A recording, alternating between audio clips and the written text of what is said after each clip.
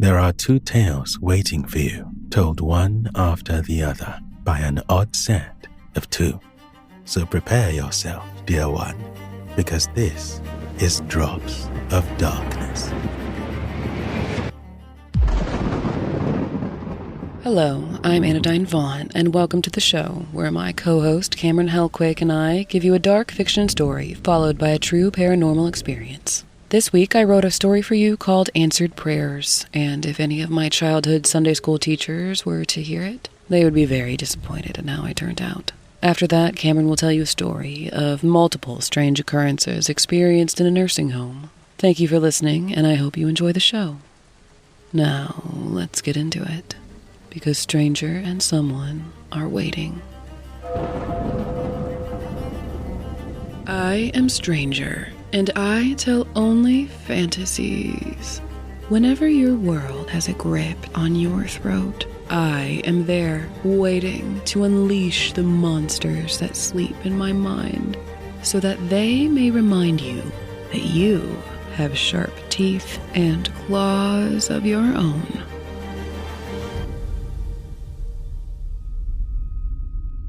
Every morning and every night, a nun prayed for her town, a cursed, nameless place that coiled around her ancient stone church like a snake, its wickedness choking the hollowed ground of its devout until only she was left. So, like every other night of the last 20-odd years, Sister Marian double-checked the locks on the door, blew out all but a few withering candles, and knelt on the sanctuary's cold floor. Then, clutching the rosary that she was never without, she spoke to God of the town's many misfortunes, careful to balance out each plea of distress with an equally desperate proclamation of gratitude for his blessings, wherever they may be. Afterward, she would trade her black habit for a nightgown that she'd slip over old scars, before falling asleep to the melodies of sin and sorrow that drifted through her window. But tonight was not like every other night, because tonight, for the first time, she received a response to her prayers. "Do not be afraid, Marian Gray," said the angel, unfurling itself above the empty pews as the startled nun scrambled away in terror. "The fear within you, it is vast, but yet you stand your ground in this crumbling house of the Lord, praying for these lost souls despite what they have done to you. Your faith is like the ancient stones that keep this church standing, no matter how many times the town burns itself down around it. Because of this, I am here to share a glimpse of your place in God's infallible plan, as I have done for all of his favorite children." Despite it being a ball of undulating light, wings, and unblinking eyes, the angel's voice was soothing. Marian's strained grip on her rosary beads softened, and as the lump formed in her throat, she returned to her knees. She felt its light, filling the cold, damp church with a warmth that melted the fear that had formed a shell around her heart. She didn't know what to say to express her relief, her gratefulness to receive such an honor after years of tireless dedication that her life had never once made easy. "You do not have to say anything. I can see it all in your mind," the angel said, approaching her, its light growing warmer as it closed the distance between them. "The pain you've endured in this world, how the countless hands of the unholy have touched you. Take heart, for the pain in your past had a purpose." The angel reached out the tip of one of its infinite wings and gently lifted Marian's chin. "And," it continued, its voice even softer, "that the pain of tonight will be no different." Her skin burned under the angel's touch. The rosary slipped from her fingers, but she did not notice. "There is a man nearing the church's gates," explained the angel. "A thief, and soon a murderer, lulled by the temptation of riches behind your locked doors." "But the church has no riches. There's barely a bed," Marian pleaded, pulling away from the angel's touch. And when he discovers this, he will end your life in his anger. It will be slow, so that when the sun rises as you take your last breath, he will see his actions fully illuminated, your spilled blood on the floor and the walls, and he will confess his sins in the very spot that you now kneel, and his soul will be embraced by the Almighty. The nun searched the angel's voice for meaning, but all she heard was a peaceful satisfaction in its master's carefully laid plans to acquire a new soul. Outside, the old iron gate that surrounded the church groaned under a sudden weight. Marian sank back on her heels. My whole life, I've pleaded to a God who created me to never be saved. What about free will? She asked. The church doors began to rattle and shake. It is what allows you to question the Almighty's plan, the angel said. It is what allowed you to attain such a high regard by choosing faith in your suffering when you could have as easily cursed his name. It's how you can enter heaven now, by choosing to be grateful for his blessings in your final hour. The doors stopped shaking, but before Marian could hope, a rock slammed against one of the church's stained glass windows. She scooped the rosary back up off the floor and wrapped the thin strand of beads between her fingers as she considered her impending death. I know what you're trying to do, and it won't work, said the angel, humor now tinging its voice. Your sins have already been forgiven, sister, and nothing you do now out of fear is enough to drop you from his favor. He is not as cruel as that.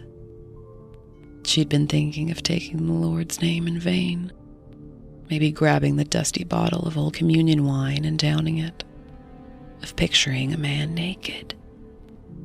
But if none of the sins she could commit in the next few moments would be enough to deem her unworthy of this purpose, then she would have to accept that she would die here tonight. With shallow, frantic breaths, she blew the last of the candles, plunging the sanctuary in darkness as the window finally shattered, scattering shards of stained glass. Marian hunched beside the altar, alone and shivering in the cold the angel left behind, as her killer stumbled in the darkness, glass crunching beneath his boots. Her eyes were no more adjusted to the darkness than his, but she knew every inch of this sanctuary. If it wasn't for the glass on the floor, she would have been able to get the rosary around his neck before he even knew she was there. But he'd heard her running towards him. He wasn't fast enough to stop her, but he was fast enough to grab a piece of glass. But despite how deep he sank it into her side, she did not let go. Not when he flailed. Not when he grabbed the hair that fell from her loose veil. And only when he slipped and fell onto what remained of the broken window did she let go of the beads. But when he started begging between ragged breaths, his voice full of fear and remorse as death closed in, she pulled the glass from between her ribs, and only after she was done freeing the man of his tongue did she embrace death herself. She died quickly, at peace, knowing that her blood would only gently pool around her, and that the tongue in her hand ensured that there would be no confession tonight. Hello, everyone. In between stories, we like to highlight a cause that is worth our collective attention. For May and Mental Health Awareness Month, we decided to highlight the National Alliance on Mental Illness. NAMI is dedicated to improving the lives of those affected by mental illness through advocacy, education, and support. With their programs and resources, they're breaking the stigma and providing hope to millions. You can find out more and donate at www.nami.org or from the link on our website at dropsofdarkness.com. And now, back into the shadows we go. I am someone, and I tell only truth. Whenever something slithers through the barrier between worlds, I am there, not to stop them, but to watch them and remind you of the countless terrors your kind has survived, all on their own.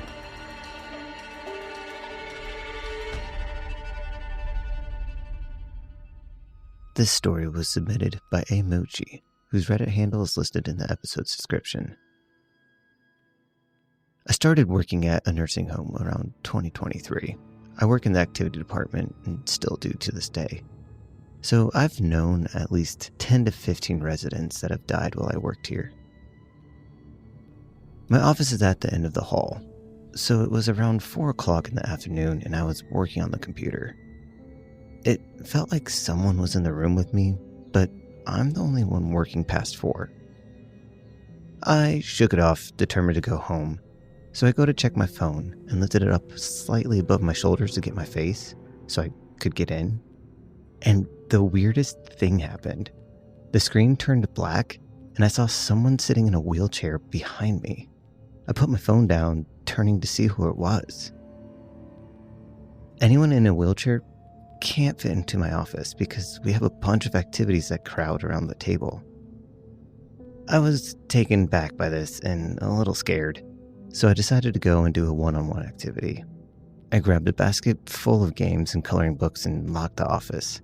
And I remember that I left the light on. After about half an hour, I headed back to the office and pressed in the door code to get in. And the light was off, and our residents' paperwork was sprawled all over. Almost as if someone came in and wiped them across the desk. I had a coworker check the camera to see who came in, and the only people who knew my code were me, my boss, and a coworker.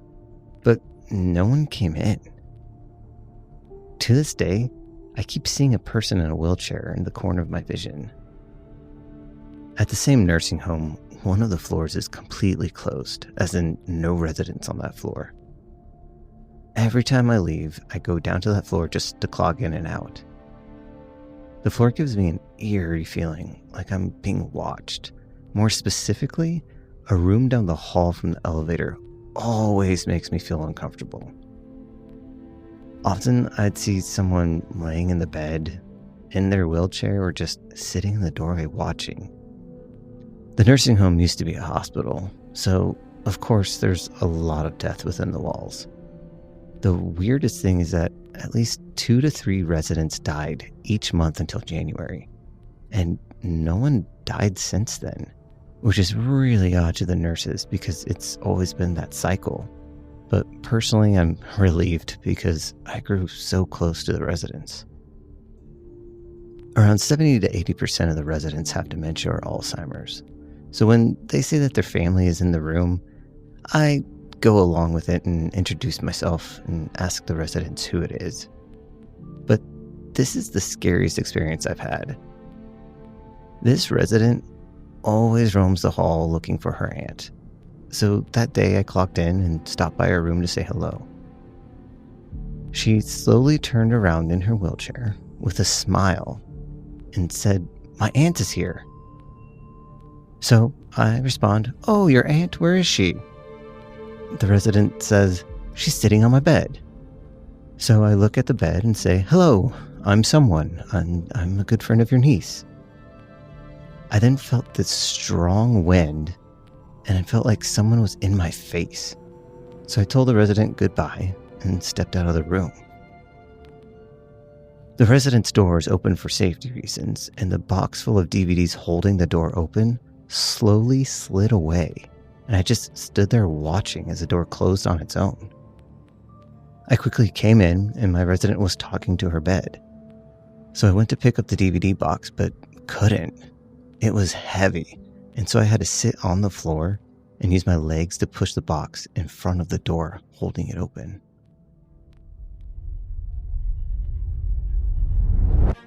Thank you for listening to this week's episode of Drops of Darkness, which is written, voiced, and produced by Anodyne Vaughn and Cameron Helkuik. If you enjoyed your drift into the shadows, help keep the stories alive by sharing the show, leaving a review, and if you really want to earn the favor of these dark storytellers, tether yourself to their world by tapping subscribe. If you have a true paranormal story of your own that you'd like to be read by someone, you can make the offering to submissions@dropsofdarkness.com or through the form on our website. Until next time, dear one, and remember, when the darkness looks your way, hold its gate.